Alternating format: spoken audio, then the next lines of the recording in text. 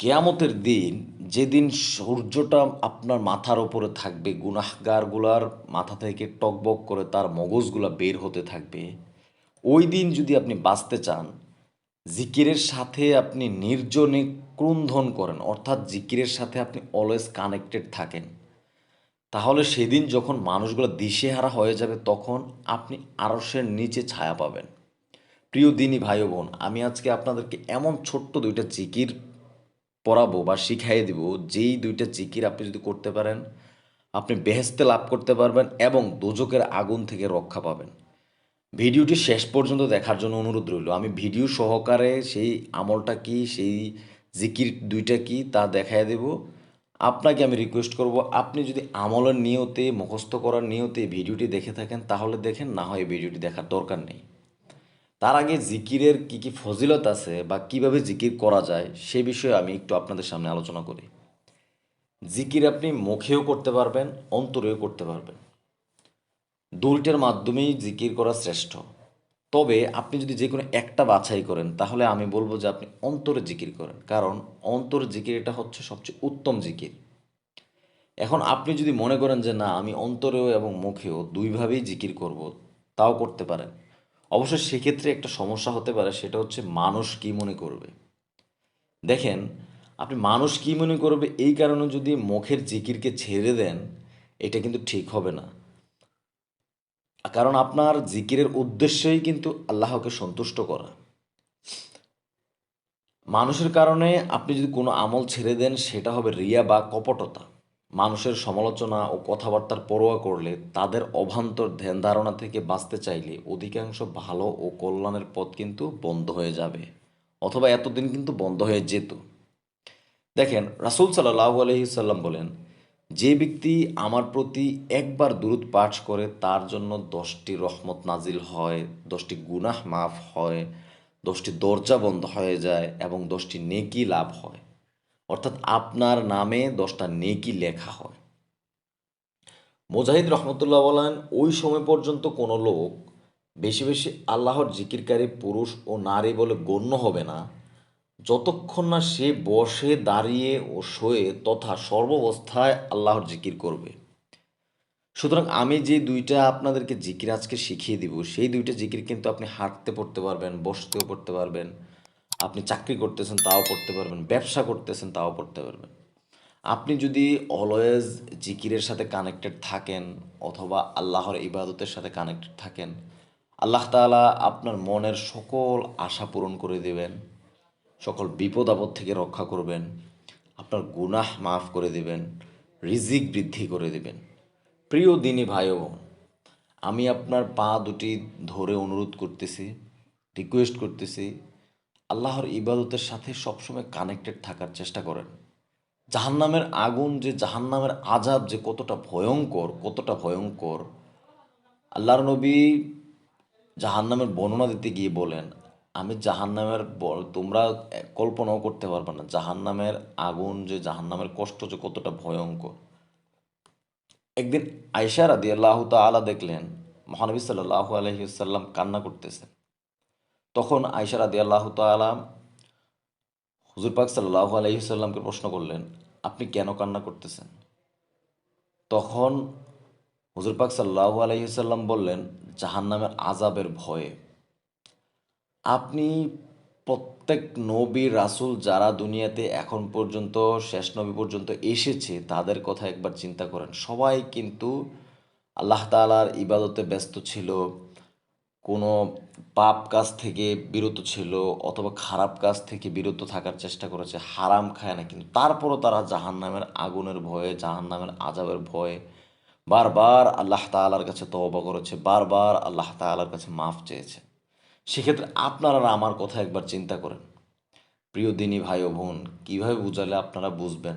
আল্লাহ তাআলা হয়তো আমাকে ওই ক্ষমতা দেয় নাই। আপনার ভিতরে, অন্তরের ভিতরে কীভাবে আমি জাহান্নামের ভয়টা, আল্লাহ তাআলার ইবাদত যে করতে হবে ওইটা কীভাবে আপনার মনের মধ্যে গিয়ে আমি বোঝাতে পারবো, বা মনের মধ্যে এমন একটা কথা বলতে পারবো যার কারণে আপনি এগুলোর সাথে কানেক্টেড থাকবেন। প্রিয় দিনী ভাই ও বোন, আল্লাহ তাআলা পবিত্র কোরআনে বলেন, আমি আমার বান্দা এবং জিন জাতিকে সৃষ্টি করেছি শুধুমাত্র আমার ইবাদতের জন্য। আপনাকে আমি কি দিয়ে বুঝাই, কি করে বুঝাই? প্রিয় যুবক ভাই, একবার যদি সেজদার মধ্যে সুবহান রব্বিয়াল আলা বলেন, আল্লাহ তাআলা গর্ব করে বলেন, তুই আমাকে পাক পবিত্র বললি, যাহ আমি তোকে পবিত্র বানিয়ে দিলাম। নবীর সুন্নতকে জবাই করিয়েন না, আল্লাহ তাআলার ইবাদত করেন, হারাম খায়েন না, ইনশাআল্লাহ আপনার জন্য জান্নাত যথেষ্ট হয়ে যাবে। যত হুজুর আসুক, হুজুরই ওয়াজ করুক না কেন, যত জনে যত হাদিস পড়েন, কোরআন পড়েন, যাই করেন না কেন, সবগুলোর মধ্যে কিন্তু কথা একটাই, আপনি আল্লাহ তাআলার ইবাদত করতে হবে। ভাই, এছাড়া আপনি জাহান্নামের আগুন থেকে, জাহান্নামের আযাব থেকে কোনোভাবেই বাঁচতে পারবেন না, কোনোভাবেই আপনি জান্নাত লাভ করতে পারবেন না। আপনার কাছে আমার অনুরোধ রইল, আপনি আজকে কয় ওয়াক্ত নামাজ পড়েছেন এই ভিডিওতে একটা কমেন্টস করে যাবেন। আমি কথা দীর্ঘায়িত না করে ভিডিওটি সরাসরি দেখাচ্ছি, ভিডিওটি দেখতে থাকুন, শিখুন এবং আমল করুন। ইনশাআল্লাহ আল্লাহ তাআলা আপনাকে অবশ্যই অবশ্যই জাহান্নামের দোজখের আগুন থেকে রক্ষা করবেন এবং বেহেশত আপনি লাভ করতেই পারবেন। আচ্ছা, আপনি কি জিকির করলে দোজখের আগুন থেকে রক্ষা পাবেন এবং জান্নাতে অথবা বেহেশতে একটি গম্বুজ তৈরি হবে, সেই জিকিরটা আমি আপনাকে শোনাচ্ছি। তার আগে একটু কথা শুনুন, 1 মিনিট। জিকির, যে ব্যক্তি জিকির করতে করতে জিহ্বাকে তরতাজা রাখবে, কেয়ামতের দিন সে হাসতে হাসতে জান্নাতে প্রবেশ করবে। সুবহানাল্লাহ। আল্লাহ পাক জিকিরকারীদের জন্য ফেরেশতাদের উপর গর্ব করে থাকেন। জিকিরের সাথে যদি নির্জনে ক্রন্দন করা যায়, তবে কেয়ামতের ভীষণ রুদ্রতাপে যখন মানুষ দিশেহারা হয়ে যাবে, তখন সে আরশের নিচে ছায়া পাবে। অর্থাৎ বুঝে নেন, কথা বুঝে নেন। না বুঝলে পেছনে টানেন, ভিডিওটা টেনে দেখেন, ভালো করে বুঝে নেন। আপনি কেন আমল করবেন, কেন আপনি জিকির করবেন, এটাও তো আপনার জানা দরকার আছে।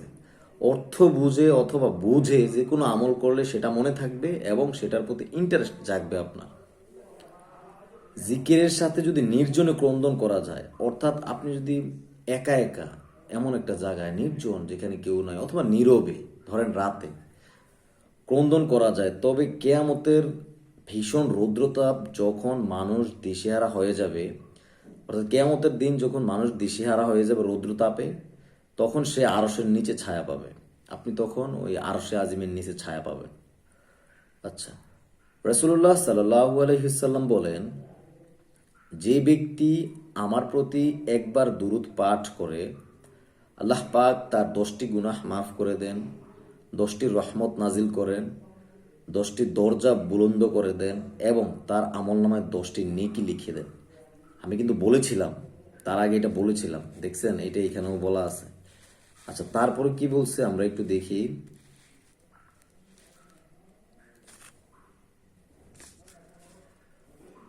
রাসূলুল্লাহ, ফেরেশতাগণ জিকিরকারীদের গুনাহ মাফের জন্য আল্লাহ পাকের দরবারে ক্ষমা প্রার্থনা করেন। জিকিরের বরকতে জিকিরকারীদের জন্য জান্নাতে বালাখানা তৈয়ার হয়। জিকিরে জিকিরে বন্ধ থাকলে জান্নাতে বালাখানার কাজ বন্ধ হয়ে যায়। অর্থাৎ আপনি যদি জিকিরে ব্যস্ত থাকেন, তখন জান্নাতে একটা বালাখানা তৈরি হয়। আর যদি আপনি জিকির বন্ধ করে দেন, সেক্ষেত্রে ওই তৈরি কাজটাও কিন্তু বন্ধ হয়ে যায়। আচ্ছা, তারপরে কি?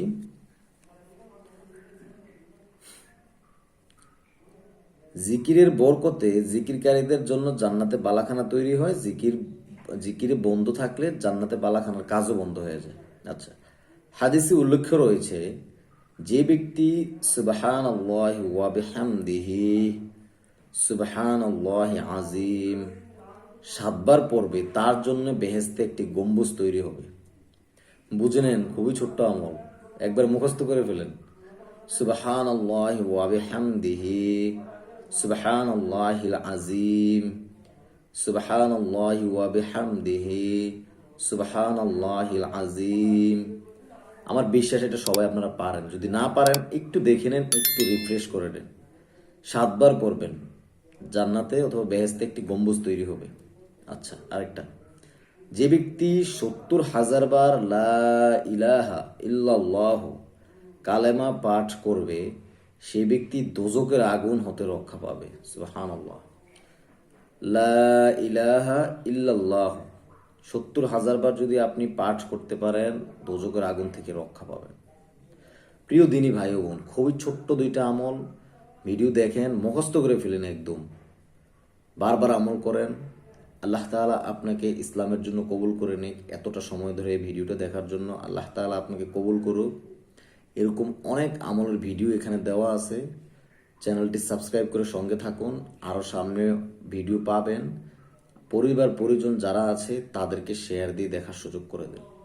আসসালামু আলাইকুম ওয়া রাহমাতুল্লাহি ওয়া বারাকাতুহু।